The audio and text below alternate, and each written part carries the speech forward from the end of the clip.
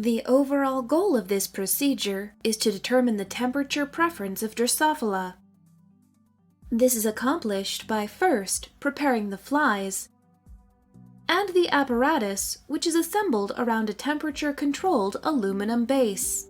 Once temperatures are established in the apparatus, a cohort of flies is loaded in, and after half an hour, their temperature preference is scored.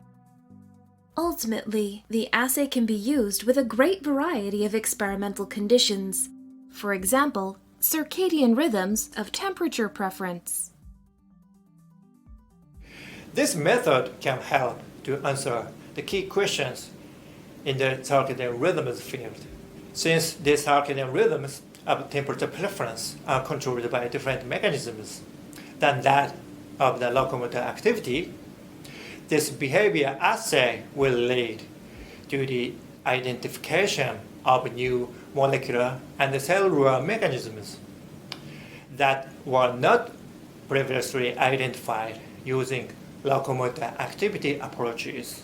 This method also can help answer key questions in the sensory neuroscience field, such as temperature and pain sensation. Because this temperature behavioral assay is very robust, this assay will allow us to map the neural circuit from temperature detection to processing, which will allow us more insight into the sensory integration.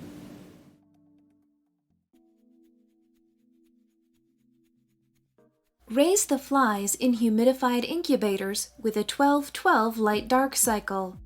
This protocol requires 2 such